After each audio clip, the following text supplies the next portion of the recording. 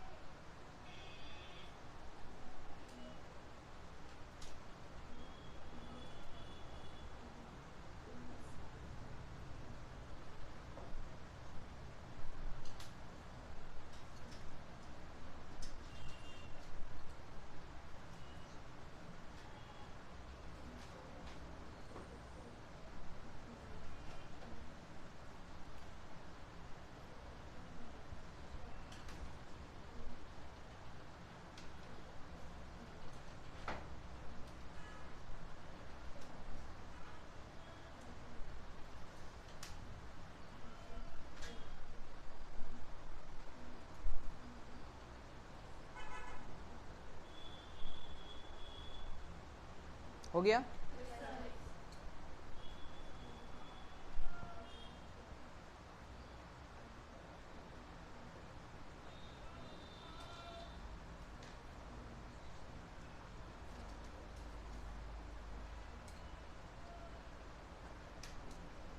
मिटा दूँ इसको? बहुत बढ़िया। तो हम आगे बढ़ते हैं और तेज़ी से बहुत सारी चीज़ें नई स्तर की सीखेंगे ताकि हमारा जिसको कहना चाहिए समय यूटिलाइज हो सके। अगले प्रकार के जो प्रश्न होंगे उनको हम देखते हैं। अब करणी के अंदर यदि मैंने आपको ये लिखा कि 5, करणी के अंदर 5, करणी के अंदर 5, आ रहा है समझ में? ये कहाँ तक जा रहा है? अनंत तक। अब बोले सर इसके लिए क्या करना पड़ेगा? तो पिछले वाले क्वेश्चनों में प्लस और माइनस आ रहा था, यहाँ पर करणियाँ आपस में गुणा हो रही है, देख लो। हाँ आगे बढ़ते हैं। इसमें हमको क्या करना होगा, तो इसका आंसर कैसे निकालें? तो इसका आंसर 5 होगा। बोले इसमें तो और भी कुछ नहीं करना पड़ा, जो दिख रहा था वही आंसर है। बिल्कुल सही बात है। मैं इसीलिए तो बोल रहा हूँ कुछ क्वेश्चन ऐसे हैं जो मात्र जानने पर आंसर दे देंगे। जब भी ये 5 रिपीट हो, कहाँ तक बेटा? अनंत तक, तो इसका आंसर वही संख्या होती है जो करणी के अंदर लिखी हुई है। क्या मेरी बात समझ गई कि नहीं? तुम बहुत ज़्यादा सरप्राइज दिख रहे हो। बोले कुछ तो करवाओ, ऐसे क्या नौकरी लगती है? बात यही तो है, बात यह है लोग जानते ही नहीं कि कहाँ सरलता है, कहाँ से नंबर सरलता से उठाए जा सकते हैं। इसलिए कोई दिक्कत नहीं, आगे बढ़ते हैं। बोले सर एक और करवा देते हैं। तो देखिए करणी, ये 5 फिर लिख रहा हूँ मैं बेटा। 5 करणी के अंदर फिर क्या हो गया? 5, फिर करणी के अंदर कितना हो गया? 5, बस। तो बोले अब क्या, कुछ तो करवाओ, आगे तो करवाओ। 5 3 बार लिखा है, अनंत बार लिखा है क्या? अनंत बार नहीं लिखा है। तो बोले क्या करे? ध्यान देना, अब जो बता रहा हूं उसको तर्क समझना।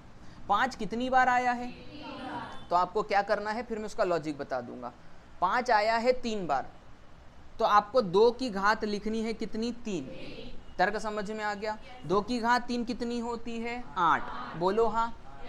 और 8 के पहले क्या आता है 7। तो आपको इसका आंसर कैसे लिखना है वो तर्क समझा रहा हूँ, फिर इसका बेसिक भी बताऊंगा, इतना नहीं चिपकाएंगे अपन गणित। आ रहा है समझ में? 5 आधार लिख दिया, बोलो हाँ। यहाँ सीधे आंसर 5 था, लेकिन यहाँ 5 नहीं आएगा, 5 3 ही बार सिर्फ रिपीट हो रहा है करनी में, इसीलिए 5। अपन ने 2 की घात 3 क्या निकाली 8, और 8 के पहले क्या आता है, तो इसका आंसर आ जाएगा 7/8, यानी 5 की घात 7/8 इसका क्या रहेगा आंसर। अब बोले सर ये कैसे हुआ है? ध्यान दीजिए, ये कॉन्सेप्ट होता है, जो भी संख्या लिखी जाती है उसकी घात में 1 - 1/2 की पावर n, ये इसका आंसर निकालने का तरीका है। क्या समझे? तो मैंने 2 की पावर n यानी कि 3 करवाया कि नहीं? n का मतलब जितनी बार 5 रिपीट हो रहा है। तर्क समझ में आ गया? मैंने आपको ऐसे क्यों करके बताया, क्योंकि करना आपको ऐसे ही है। ऐसे नहीं करना कि पहले ये लिखो फिर वैल्यू पुट करो फिर आंसर लाओ। तर्क समझ में आया ना? आपको क्या करना है, यहाँ पर देखना है 5 कितनी बार रिपीट हुआ, कोई भी संख्या होगी, 5 7 9 कुछ भी हो सकती है, वो जितनी बार रिपीट हो रही है 2 ही लेना है, लेकिन आधार में यहाँ पर घात के लिए 2 ही लेना है। यदि 2 3 बार रिपीट हुआ तो 2 की घात 3 8 होता है, बोलो हाँ। 8 आ गया तो बस आधार लिख दो, जैसे यहाँ लिखा मैंने, और जो भी संख्या है उससे एक कम लिख करके ऊपर और नीचे लिख दो। क्या मेरी बात समझ में आ रही है? मैं एक और प्रश्न ऐसा करवा देता हूँ ताकि आपको प्रैक्टिस हो जाए, बोलो हाँ। तो ये 7वां प्रश्न हम इस आधार पे करेंगे कि यदि करणी में इस तरीके से लिखा हो कि करणी 7 करणी 7 करणी 7 और ये करणी 7, तो पहले तो हम आधार में लिख देंगे 7, फिर हम देखेंगे 7 कितनी बार रिपीट हुआ है 4 बार, और फिर हम बोलेंगे 2 की घात 4, 2 की घात 4 कितनी होती है 16, तो हम लिखेंगे 16 और ऊपर लिखेंगे 15। ये आ गया आंसर। हो रहा है कि नहीं हो रहा है? ये क्वेश्चन दिखते हैं जब एग्जाम में ना, तो आदमी बोलता है ऐसे कोई क्वेश्चन पूछता है क्या? आ रहा है समझ में? ऐसे क्वेश्चन ही नंबर दिलवा रहे हैं आपको, ये करके जाइए। क्लियर समझ में आ गया बेटा? ध्यान देना, मैंने प्लस दिखाया, मैंने आपको माइनस दिखाया, मैंने आपको गुणा दिखाया, गुणा में इनफाइनाइट दिखाया, इनफाइनाइट के बाद में लिमिटेड भी दिखा दिया। बहुत समझ में आ गया है? बहुत बढ़िया। उतार लो इसको जल्दी से, कॉन्सेप्ट भी बता दिया। नहीं समझ में आए तो मुझसे पूछ लेना।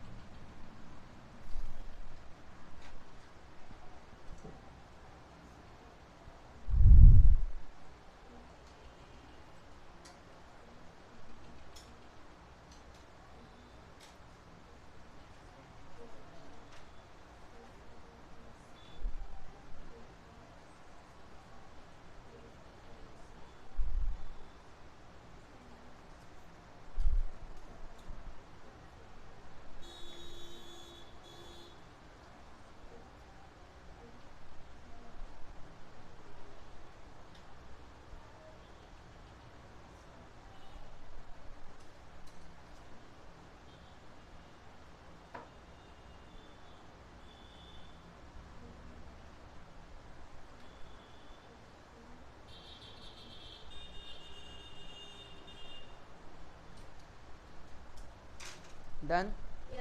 बहुत अच्छी बात है बेटा, आगे बढ़ते हैं। आज हम सारे करणियों वाले सवाल कंप्लीट कर लेंगे, ठीक है? आगे बढ़ते हैं, नेक्स्ट क्वेश्चन हम करते हैं। नेक्स्ट क्वेश्चन क्या है, ध्यान देना है।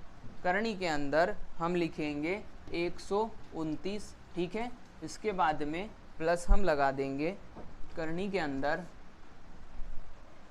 216, ये विशेष संख्याओं वाला प्रश्न है, इसीलिए मैं अपने मन से नहीं ले सकता। करणी के अंदर 68 68 और प्लस करणी के अंदर 169। बोले सर इतनी सारी करणियाँ लगा दी, क्या करना पड़ेगा? इस प्रकार के प्रश्न में जब बहुत सारी करणियाँ दिखें और संख्याएं बड़ी अजीब अजीब दिखें, अलग अलग दिखें, आपको कुछ नहीं करना है, आपको इस प्रकार के प्रश्न में सबसे पीछे देखना है। और जब आप सबसे पीछे देखोगे तो आपको एक पूर्ण वर्ग वाली संख्या दिखेगी। दिख रही है? कौन सी दिख रही है? बहुत बढ़िया। ये वर्ग याद है तो आपको पता चल जाएगा कि ये 169 13 का वर्ग होता है। बोलो हाँ बेटा। अब बाकी के काम को आपको एज इट इज़ निभाते चले जाना है। 129 में पहला इसलिए करवा रहा हूँ इतना डिटेल में कि तर्क हम समझ सके, बाकी सब 216 वैसे के वैसे लिखे रहेंगे। बोलो हाँ। और ये 68 और ये टोटल क्या बन जाएगा बेटा? तो ये 13 हो गया, बोलो हाँ। इसके बाद में हम करनी के अंदर जाएंगे, फिर हम 129 वैसा का वैसा लिखेंगे, करनी के अंदर फिर से 216 वैसा का वैसा लिखेंगे। ये दोनों जुड़ जाएंगे बेटा? जुड़ जाएंगे ना? तो 8 और 3 11 की 1 हासिल का 1 6 और 1 7 और 1 8। ठीक है बेटा, तो मैं इसको यहाँ नहीं लिख रहा हूँ, ये इसका मान 81 बनेगा और करनी में 81 कितना होता है बेटा? सही बात है क्या? फिर मैं करनी के अंदर जाऊँगा और 129 वैसा का वैसा लिखूँगा, इन दोनों को जोड़ दूँगा। तो 216 और 9 225 होता है, और 225 जो बनता है वो 15 का वर्ग, यानी यहाँ पर आ गया 15। क्या मेरी बात समझ में आ गई? इन दोनों को हम जोड़ देंगे, तो जोड़ते हैं तो 129 में 15 को जोड़ेंगे तो 144। करनी के अंदर बनेगा बेटा 144, यानी ये आंसर आ गया। क्या मेरी बात समझ में आई है? टुकड़ा टुकड़ा टुकड़ा टुकड़ा करते हुए हम आगे बढ़ते चले जाएंगे। अब ये इतना नाटक करने की ज़रूरत नहीं है, बहुत सारा मेंटली काम भी हो सकता है, जैसे कि यहीं पर मैं करके बता रहा हूँ। पहले देख लो बेटा, ये देखो 169 बना था, बोलो ना। ये 169 13 बना था, 13 को इससे जोड़ेंगे तो 13 और 69 कितना हो गया? 81 को इससे जोड़ेंगे, यहीं पर हो सकता था ये, है ना।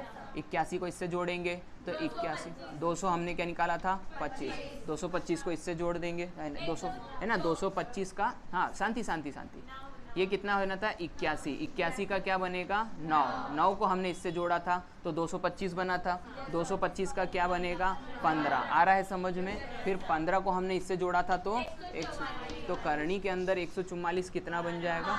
तो ये यहीं पर आंसर आ गया। बस थोड़ा इसमें ध्यान रखना पड़ेगा, और यहाँ पर आप जब शुरुआत कर रहे हैं इसलिए मैंने इतने शुरुआत में इतने धीमे धीमे समझाया। क्लियर समझ में आ रहा है? तो जब भी आप इसको सो कॉल्ड ट्रिक कह दो, ट्रिक करते वक्त आपको सिर्फ इतना ध्यान रखना पड़ता है कि थोड़ा सा ध्यान रखना पड़ता है।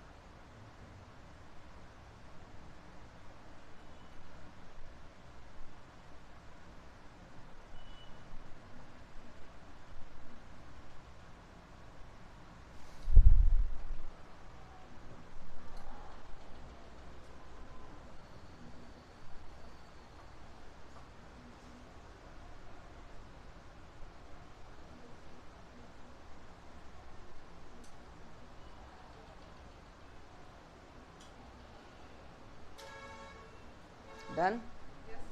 आगे बढ़ जाएं। अच्छा, ये मिटा दिया मैंने, ये एक ही मैंने क्वेश्चन करवाया है आपको ताकि आपको सिर्फ तर्क मिल जाए, बाकी बहुत सारे क्वेश्चन अपने को और भी मिलते रहेंगे। इसके बाद में हम एक नए पैटर्न पे जाते हैं बेटा। नया पैटर्न क्या है? ध्यान देना है। नए पैटर्न का क्वेश्चन ये है कि 5 करनी के अंदर 5 धन 2 करनी के अंदर 6।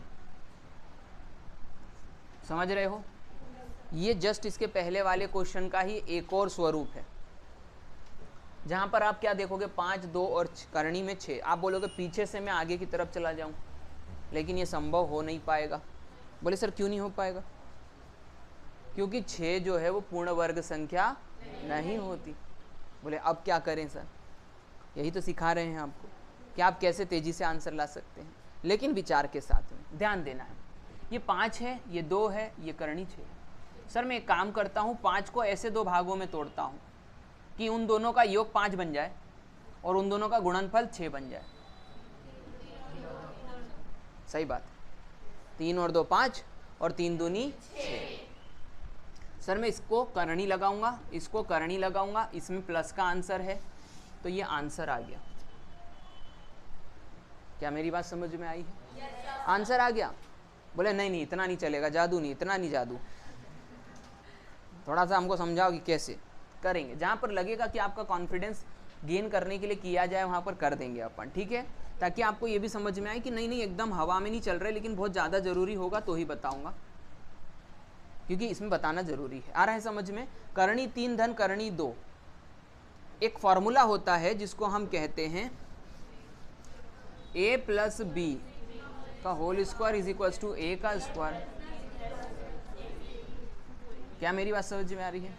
बस यही का यही हमने यहाँ करना है। a का मान करणी 3 है और b का मान करणी, और ये इसका वर्ग लगाएंगे, तो यहाँ पर ये करणी 3 का वर्ग कितना हो जाएगा? ये तो आपको मालूम है ना, करणी वर्ग से कैंसिल हो जाती है, ये मालूम है। 2 के बाद में हम यहाँ पर करणी 2 में 2 कर देंगे, करणी वर्ग से कैंसिल हो गई b का स्क्वायर, प्लस में हम कर देंगे 2, a की जगह हम रख देंगे करणी 3 और b की जगह करणी 2। बोलो हाँ। 3 और 2 5, 2 करणी। आ रहा है समझ में? करणी के अंदर जो संख्याएं लिखी हैं वो गुणा हो जाएगी, 3 दूनी 6 और एक ही करणी लगेगी। बोले सर ये तो ये आ गया, यहाँ पर तो करणी लगी है, तो बेटा तुमने यहाँ पर वर्ग निकाला है ना, जब यहाँ से वर्ग हटाओगे तो यहाँ क्या लग जाएगा? तो यही तो था करणी 3 धन करणी 2 का मान। आप सीख गए कि नहीं सीख गए? ये वाली बात है, तो इसको तर्क समझ गए आप। अब आपके अंदर कॉन्फिडेंस आ गया है कि अब हम ऐसा क्यों करें, क्लियर समझ में आ गया? ऐसी बात है। अगली बार के लिए ध्यान रखना, आपको इस तरीके से संख्याओं को तोड़ते हुए चले जाना है। दूसरा वाला प्रश्न करते हैं, इसी में दूसरा वाला प्रश्न करते हैं। देखिए करणी के अंदर 12 धन 2 करणी के अंदर 7 है, ये सॉरी ये 7 है और यहाँ पर आएगा 12। करते हैं, क्या करेंगे? इसको तोड़ेंगे, ऐसा तोड़ेंगे कि 12 आ जाए, तो कैसे आएगा? 4 और 3, 4 तिया। ध्यान देना यहाँ पर एक विशेष बात को ध्यान देना, जो कि चलो अभी मत ध्यान दो, पहले गलती करेंगे फिर ध्यान देंगे। आ रहा है समझ में? तब ज़्यादा अच्छे से याद होता है। अभी क्या लगाया? करणी 4 और ये लगाया करणी 3। अरे बोलो हाँ। इसके बाद में अब इसको क्या कर देंगे? प्लस, तो यही हमारा क्या है? बहुत शानदार, तर्क समझ में आ गया। आगे बढ़ते हैं, चौथा वाला मैं क्वेश्चन करवा रहा हूँ इसी में। तीसरा वाला कि चौथा? तीसरा आएगा। तीसरा वाला क्वेश्चन क्या है? ध्यान देना है बेटा। करणी के अंदर 12 धन करणी के अंदर 140। अब इसका मान निकालना है हमको। क्या करें? बोले तोड़ें, 12 को तोड़ें, 12 को तोड़ें, 12 तोड़ोगे तो 140 कहाँ से लाओगे? बोले सर कुछ तो गड़बड़ है, कुछ तो गड़बड़ है। बोले गड़बड़ क्या है? सर बोले सब में यहाँ पर पहले 2 आ रहा था, ये देखो ये 2 आया, सही बात है ना, और यहाँ पर 2 आ नहीं रहा है। अच्छा वो 2 कहाँ चला गया है? अंदर। वो 2 अंदर चला गया है तो क्या बन गया है पता है? 4। बोले अपने घर में शेर होते हैं सब। अरे आए कि नहीं समझ में? तो ये जैसे ही अंदर गया है तो बोले 4 बन गया। बोले सर 4 क्यों बनेगा? ध्यान दो, ये करणी के बाहर है बेटा। यदि इसको मेरे को करणी के अंदर ले जाना है तो इसको मेरे को पूर्ण वर्ग संख्या के रूप में ले जाना पड़ेगा। क्यों? क्योंकि ध्यान से समझो, करणी 4 का मतलब क्या होता है? यानी कि 2 को यदि मैं अंदर ले जाऊंगा तो वो क्या बन जाएगा? 4। इसका मतलब ध्यान दो बेटा, वो जो 2 बाहर था वो अंदर जा करके उस संख्या से गुणा हो गया है और 140 बन गया है। अब मुझे मूल संख्या को 2 से अलग करना है, तो यानी कि मैं 140 को डिवाइड किससे करूंगा बेटा? क्योंकि वो 4 इसमें गुणा हो गया था। अलग करने के लिए भाग देंगे। क्या समझ में आ रहा है? तो 4 से काटेंगे तो 4 तिया 12, 4 पंजे 20, 35 बार आएगा। इसका मतलब कि मूल रूप से यहाँ पर जो लिखा हुआ है वो लिखा है अंदर 35 और इसके बाहर 2 था। अब हमको समझ में आ गया कि करना क्या है। हमको 12 को ऐसे तोड़ना है कि जोड़ने पर 12 और गुणा करने पर 35 बन जाए। 7 और अब आया समझ में बेटा? एक कदम ऊपर पहुंचा देगा तो यहाँ पर लगाओगे करणी और यहाँ पर भी लगाओगे करणी और बीच में क्या लगा दोगे? तो ये आंसर आ गया बेटा। समझ में आ गया अच्छे से? कोई दिक्कत तो नहीं है? ऐसे क्वेश्चन आना है हमको। कोई डाउट तो नहीं बेटा किसी को? जहाँ जहाँ पर कोई समस्या आ सकती है वो मैं आपको पहले ही बताता चलूँगा।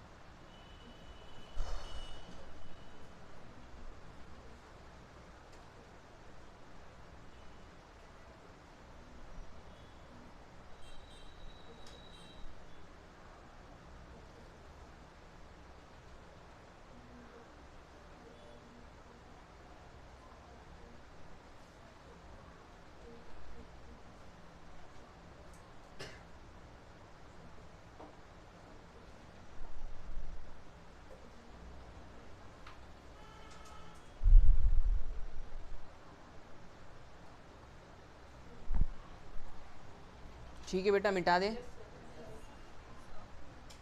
हाँ उतार लो, कन्फ्यूज़न नहीं लेके जाना, आपको पूछना है पूछ लेना, बाकी जो बोर्ड पे लिखा है वो, क्योंकि आगे के क्वेश्चन यदि पूछोगे तो फिर आप बोलोगे कि सर क्या करना क्या नहीं करना, तो वो अभी मैं सारे पैटर्न करवा ही रहा हूँ, अभी बीच में ही हम मिटा दूँ बेटा।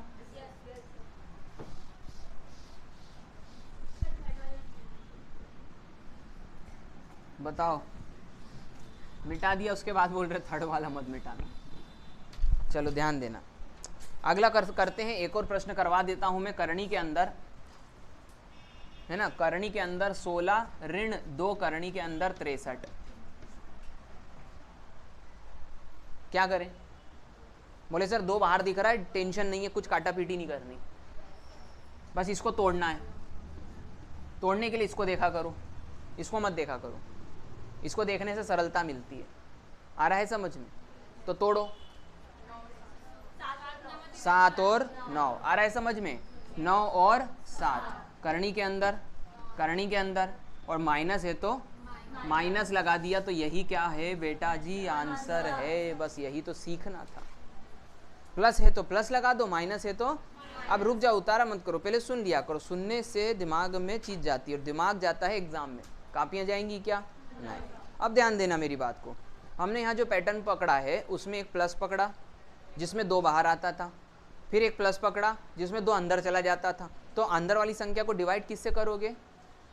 4 से, क्योंकि वो अंदर 4 में बदल जाता है। यही याद रखना, नहीं तो तुम 2 से डिवाइड कराओगे। इसके बाद में हमने यहाँ पर प्रश्न देखा माइनस का, माइनस में भी यही हो सकता है, 2 बाहर है या तो 2 अंदर हो। क्लियर है? प्लस है तो प्लस लगाना, माइनस है तो माइनस लगाना, काम हो गया कंप्लीट। सिस्टमेटिक पढ़ाई करोगे तो हमेशा चीजें सरल आएंगी।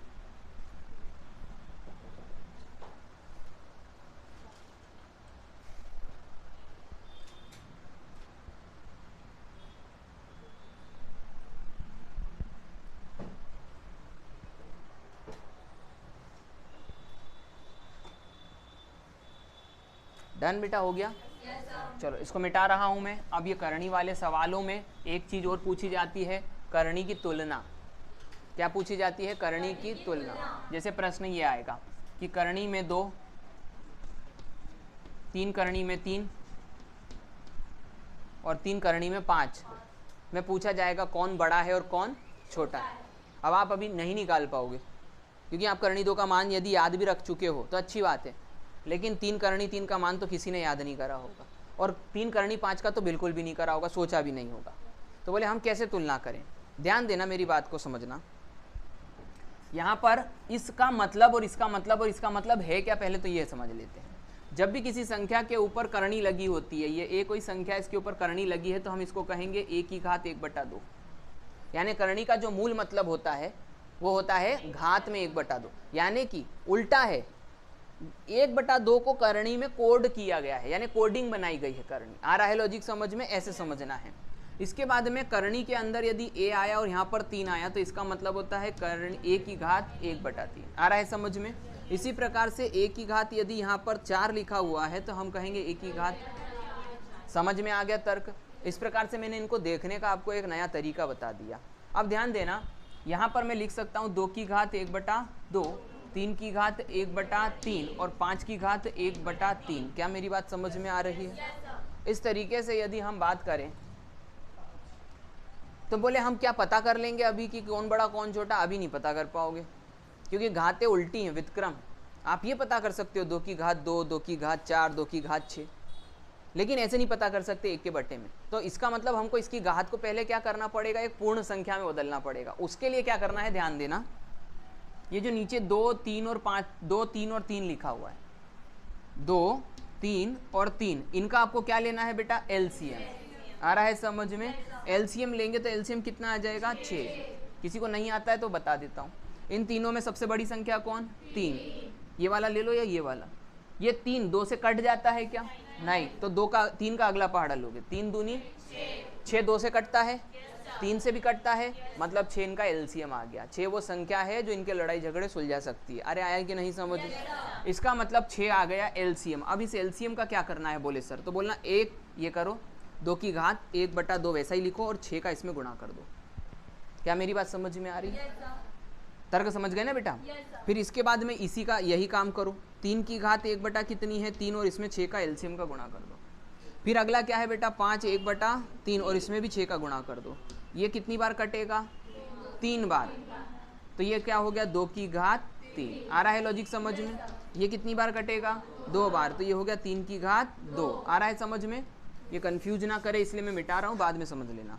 ये हो गया इतने बार, कितनी बार? 2 बार। तो ये हो गया 5 की घात 2। अब देखो 2 की घात 3 कितना होता है? 8। मतलब इसका मान कितना हो गया? 8। 2 की घात 3 कितना होता है? 9। तो इसका मान कितना हो गया? 9। और इसका मान कितना हो गया? अब मुझे बता दो कौन बड़ा और कौन छोटा। आ रहा है लॉजिक समझ में? तो ये हो गया बड़ा और ये हो गया छोटा। तर्क समझ में आ गया? इस तरीके से आपको जो है वो आधारों को समान करके उसके बाद में मान निकालना है। ज़्यादा लंबा तो नहीं हो गया? अरे यदि ज़्यादा लंबा हो भी गया तो पहली बार में तो समझने के लिए करना ही पड़ेगा ना। अगली बार जब हमको समझ में आ गया तो हम इसको कैसे करेंगे? ऐसे करेंगे। अच्छा यहाँ क्या लिखा है? 1/2 का मतलब 2। अरे आए कि नहीं? यहाँ क्या लिखा है? 3। यहाँ क्या लिखा है? 3। 2 3 3 एलसीएम कितना आएगा? 6। 6 को 2 से डिवाइड करोगे, 6 को 2 से डिवाइड करोगे तो 3। 6 को 3 से डिवाइड करोगे तो 2।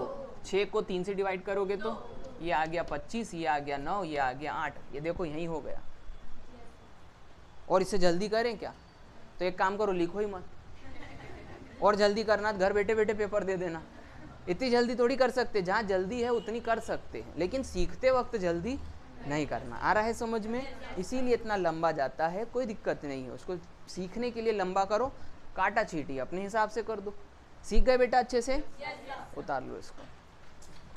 यदि कोई कंफ्यूजन हो तो मुझसे पूछ लेना।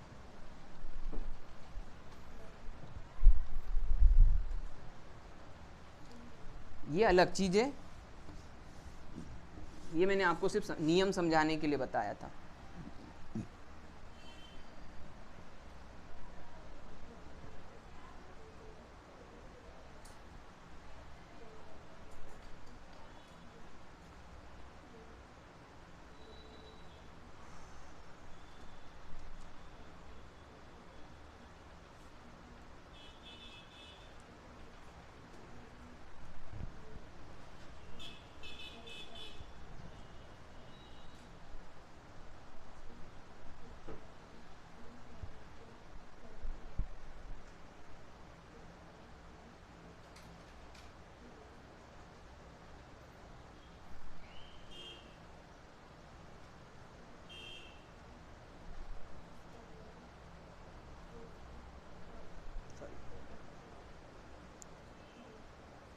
आगे बढ़े बेटा।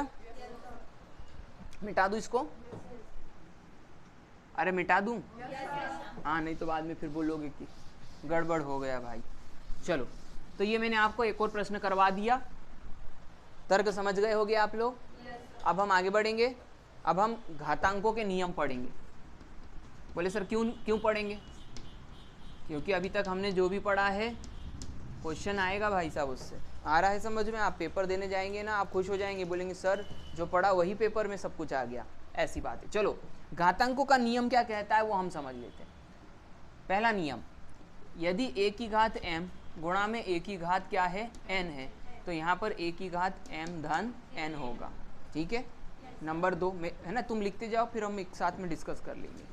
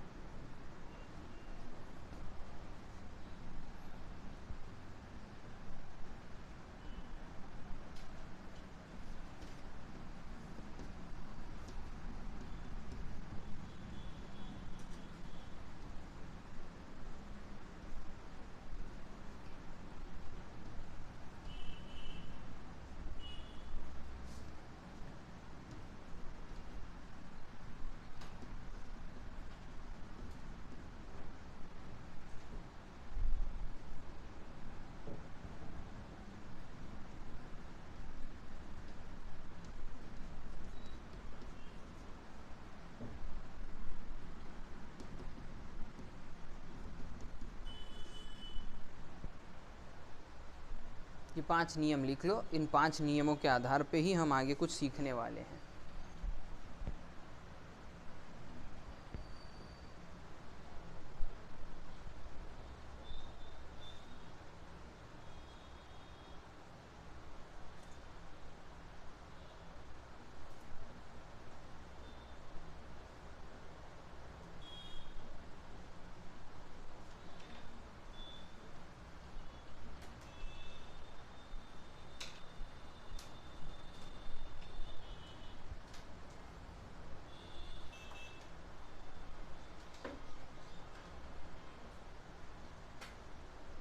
डन? मिटा दूँ इसको अब? कहाँ से मिटा दूँ, अभी समझाया ही नहीं मैंने। चलो ध्यान दो, a की पावर n गुणा में है, आधार समान हो तो घातें जुड़ जाती है, ये नियम हमको पता है। और नहीं पता तो मैंने बता दिया, आधार समान हो और गुणा का चिन्ह हो तो घातें जुड़ जाती है। इसी प्रकार से मैंने 2 भागों में इसको इसलिए लिखा, कभी कभी ये भाग भी जरूरत पड़ता है, बहुत सारे लोग इसको रट लेते हैं और फिर इसको ध्यान नहीं देते। ध्यान देना, ये होता कैसे है, ये वहां तक हम पहुंचते कैसे हैं। a की पावर m अपॉन a की पावर n बटे में है, तो जब बटे से कोई संख्या ऊपर जाती है तो उसकी घात ऋणात्मक हो जाती है। तो बोले ऋण क्या बताता है? ऋण ये बताता है कि यहाँ का नहीं है, ये नीचे का है। नहीं तो तुमको कैसे पता चलेगा? अरे सही बात है कि नहीं? तुमको कैसे पता चलेगा किसमें से कौन सा नीचे का है? तो ये ऋण ये बताता है कि ये चीज नीचे की है। तर्क समझ में आ गया? अब नियम कौन सा लग रहा है यहाँ पर? पहले वाला, आधार समान हो, गुणा के वक्त घातें जुड़ जाए, और यहाँ विपरीत चिन्ह है इसीलिए घट जाएंगी। तो अब उसको सरल भाषा में कहूँ तो गुणा करते वक्त घात यदि आधार समान है तो घातें जुड़ जाएगी, और यदि भाग देते वक्त आधार समान है तो घातें घट जाएगी। याद समझ में याद रहेगा? किसी भी आधार की पावर और उसकी पावर होती है, यानी घात की घात आपस में गुणा हो जाए, ये भी याद रखना है। आगे बढ़ते हैं। इसके ये वाला प्रश्न देख लो, घात की घात की घात की घात की घात, बोले कहीं तक जाते रहो, आपस में क्या हो जाएगी? तर्क समझ में आ रहा है? और ये जो है ये बाहुबली नियम, इस पर नियम पे प्रश्न होंगे। बोले कौन से होंगे ये बताइए पहले तो। देखो 256 की घात 1/2 की घात 1/3 आ रहा है समझ में? बराबर में यहाँ पर आ जाएगा 4 की घात 9 माइनस क्वेश्चन मार्क, ऐसा कोई क्वेश्चन आएगा। दिख रहा बुरा सा?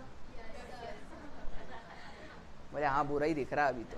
जब तक कोई क्वेश्चन नहीं आता ना बुरा ही दिखता है, और जब अपने को समझ में आ जाएगा ना फिर क्या बोलेंगे? यही आना चाहिए, क्योंकि हमको आ गया है, अब आ गया ना समझ में। तो यही चीज सीखेंगे कि यहाँ पर हमको ये देखना है कि क्वेश्चन मार्क का मान निकालना है, कैसे निकालेंगे। तो ये नियम हमको इसमें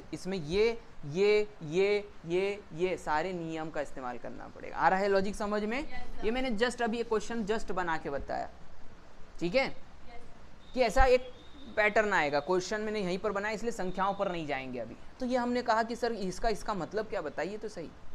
आधार यदि समान है और बराबर का चिन्ह है तो घातें क्या होती हैं? बराबर होंगी, ऐसा मैंने लिखा है नहीं लेकिन होगी। क्यों? क्योंकि नियम क्या कहता है कि बराबर का चिन्ह और आधार समान है तो घातों को भी क्या होना पड़ेगा?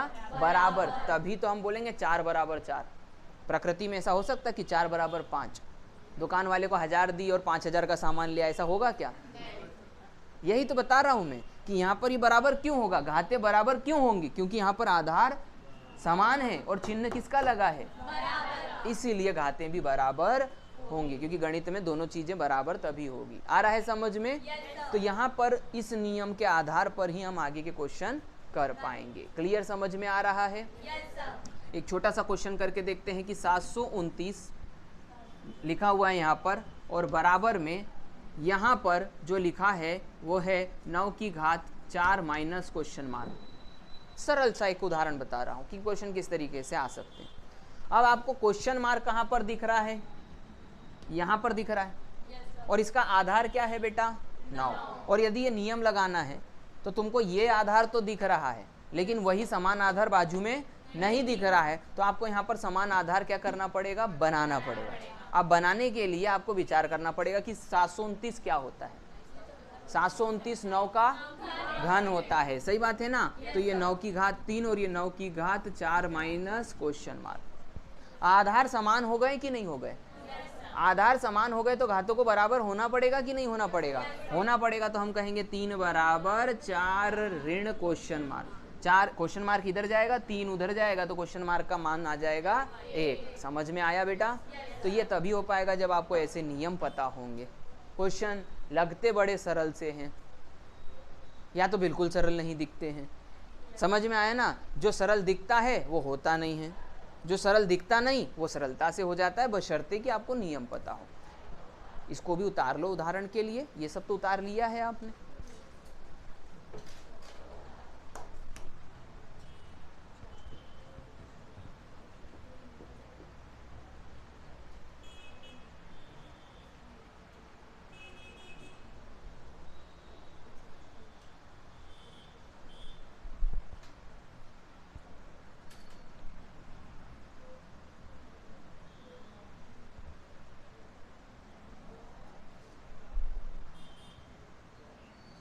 डन?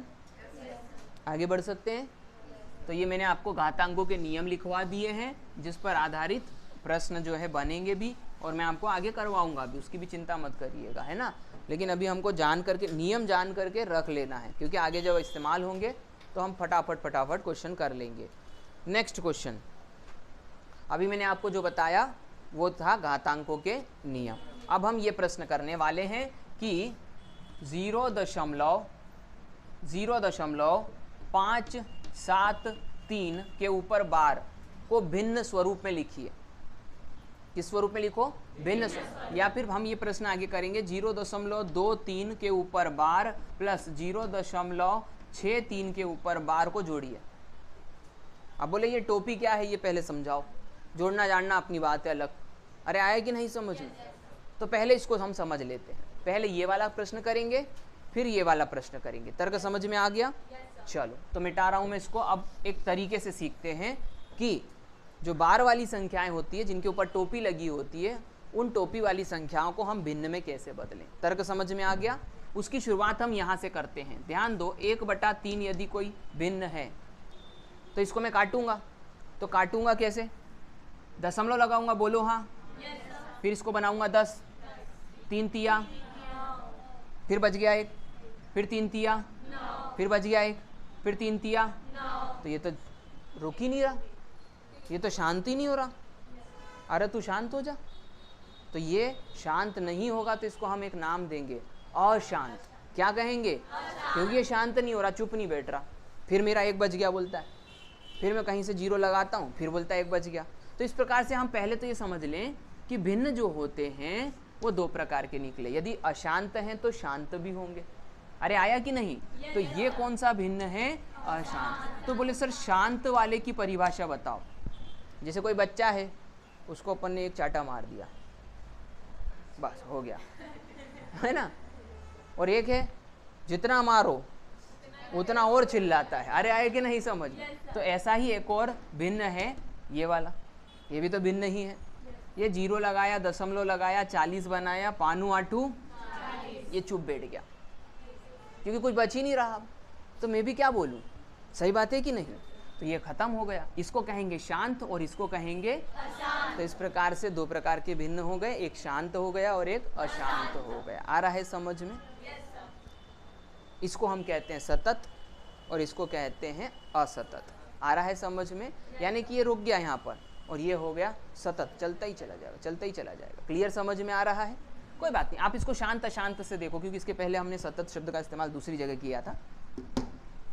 इसको समझ में आ गया आपको ये चीज़? अब ध्यान देना कि सर इसको हम कहाँ तक लिखें। यदि किसी को कोई हमको कहे कि लिखते ही चले जाओ तो हम कहाँ तक लिखें? तो क्या अनंत तक जाएं? तो अनंत तो आज तक किसी ने देखा नहीं है। सही बात है कि नहीं? तो इसको लिखने का कुछ निश्चित तरीका होता है, वो तरीके हम सीख लेते हैं। आ रहा है समझ में? तो बोले सर वो निश्चित तरीके क्या होते हैं? ध्यान दो, 0.3, यहाँ पर 3 क्या हो रहा है? रिपीट हो रहा है बहुत बार। तो हम इसके ऊपर क्या लगा देंगे? टोपी। ये टोपी क्या बताएगी कि ये 3 बार रिपीट हो रहा है, ये कोडिंग हो गई। तर्क समझ में आ गया?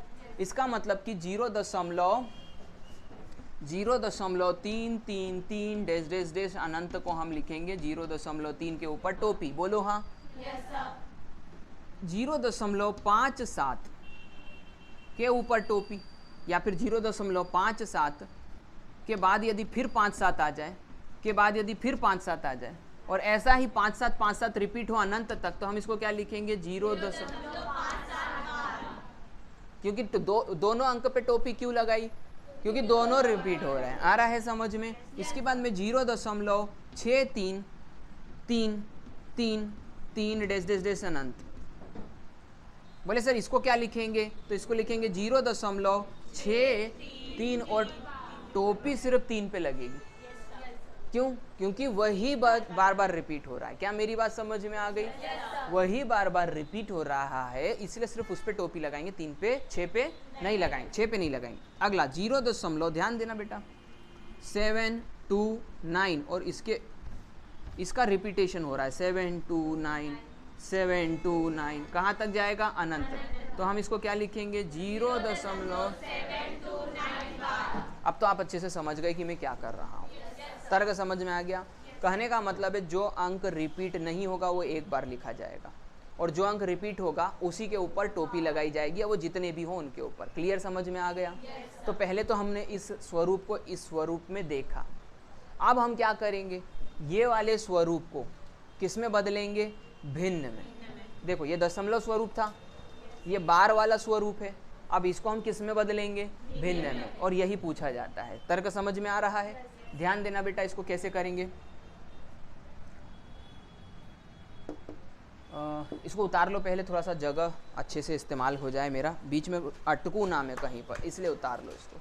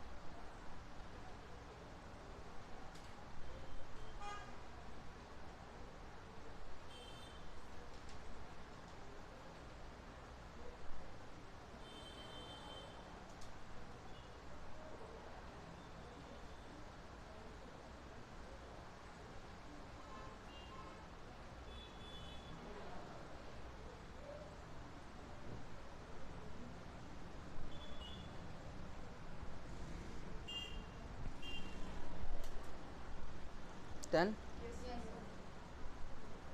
मिटा दूं क्या इसको बेटा? अभी तक सबको सब कुछ समझ में आया है? कोई ऐसा तो नहीं जिसको कोई कन्फ्यूज़न रहा हो? बहुत अच्छी बात है। मैं ये सिर्फ अपने आप के लिए पूछते रहता हूँ बस, है ना, ताकि हम समय पर बहुत अच्छा सीख सकें, एग्ज़ाम निकाल सकें। आगे बढ़ते हैं। बोले सर अब मुझे बताइए कि 0.3 बार यदि आता है तो इसको हम भिन्न में कैसे बदलेंगे? बताइए जल्दी से बताते हैं। यहाँ पर मेरे को संख्या क्या दिख रही है? 3। तो मैंने लिखा 3। बोलो हाँ। मैंने लगाया बटा, और फिर मैंने क्या लिखा? 9। जितने भी अंक बार के नीचे आएंगे उतनी बार 9 लगेगा, ये बात ध्यान रखना। तो यहाँ पर बार के नीचे कितने अंक हैं? 1। 3 नहीं है, अंक बोला मैंने। आ रहा है समझ में? एक ही अंक है ना, उसका नाम 3 है। तर्क समझ में आया ना? उसका नाम 3 है। जैसे मैं मनुष्य हूँ, मैंने कल भी बोला था मेरा नाम राहुल है। अरे आए कि नहीं समझ? कोई ऐसा बोले ए मनुष्य इधर आओ तो सारे आ जाएंगे।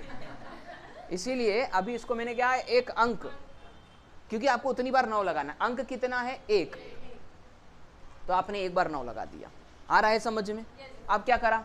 3 एकम 3 तिया, तो यही तो आंसर है। भिन्न में बदल गया कि नहीं बदल गया? अब मुझे बताओ, अभी वहां पर मैंने थोड़ी देर पहले 1/3 से ही तो ये बनाया था। बोले सर दुनिया गोल है, जहां से निकलो वहीं आ जाते हैं। अरे आया कि नहीं समझ? बढ़िया, यही तो सिखा रहे थे कि देखो कॉन्फिडेंस उसी से तो आएगा जब उदाहरण समान लेंगे। आगे बढ़ते हैं। सर 0.57 के ऊपर यदि बार लगी है तो क्या करोगे फिर? तो ध्यान देना, पहले तो 57 लिखेंगे, जो संख्या है वो लिख दो। फिर क्या करेंगे? 2 बार क्या लगाएंगे? 9, क्योंकि जितने भी बार के नीचे अंक होते हैं उतने बार 9 लगेगा। बोलो हाँ। ये कट रहा है क्या? अरे थोड़ा सा तो कटना चाहिए, थोड़ा सा। अरे 57 पहाड़ा याद नहीं करा क्या? 19 तिया 57 होता है ना, तो 19 से नहीं काटना है, 3 से काटना है। ये 19 बार कट गया और ये 3 तिया 9, 3 तिया 9 आ रहा है कि नहीं समझ में बेटा? तो 19/33 क्या हो गया? आंसर आ गया। भिन्न बना कि नहीं बना? कोई कंफ्यूजन तो नहीं है? हाँ बिल्कुल। आगे बढ़ते हैं, नेक्स्ट क्वेश्चन करते हैं।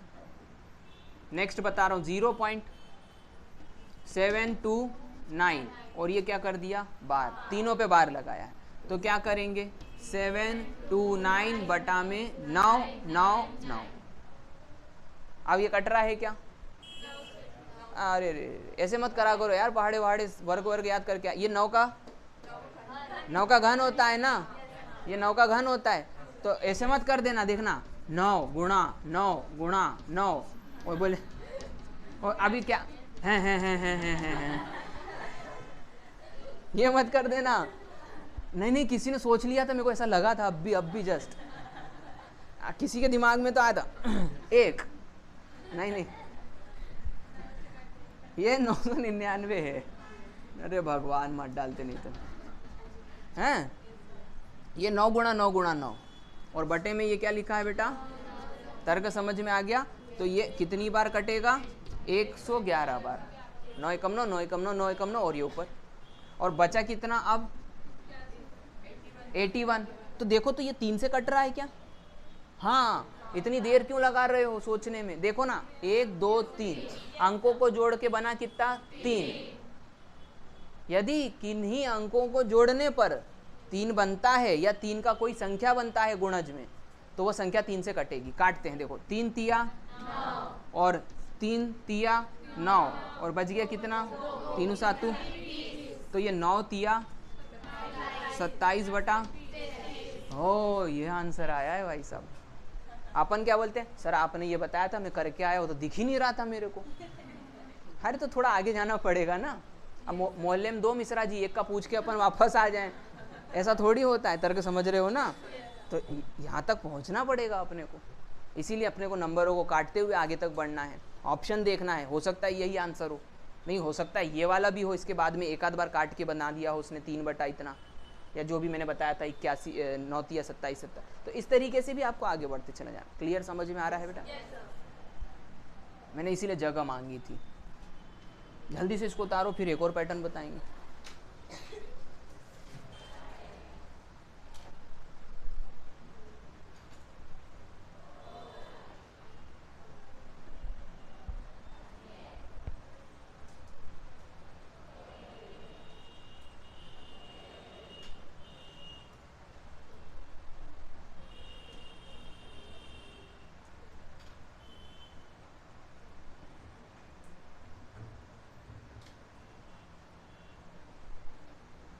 चलो जल्दी उतारो, आगे बढ़ते हैं। फिर एक लास्ट चीज़ बची हुई है, वो हम कंप्लीट कर लेते हैं। उसके बाद में जिसको कहना चाहिए कि हमारा ये वाला टॉपिक भी बहुत अच्छे से ख़त्म हो जाएगा।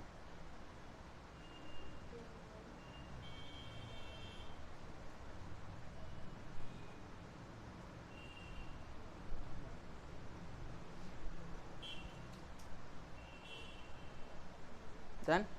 मिटा दूँ? मिटा दूँ?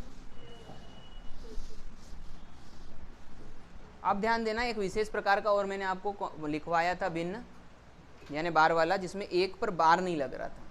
तो उसके लिए क्या करोगे? 0.65 और बार सिर्फ किसके ऊपर लगा है? 5 पे। तो अब आपको क्या करना है, इसको ध्यान देना। आपको पहले तो 65 वैसा का वैसा ऊपर लिख देना है, बोलो हाँ।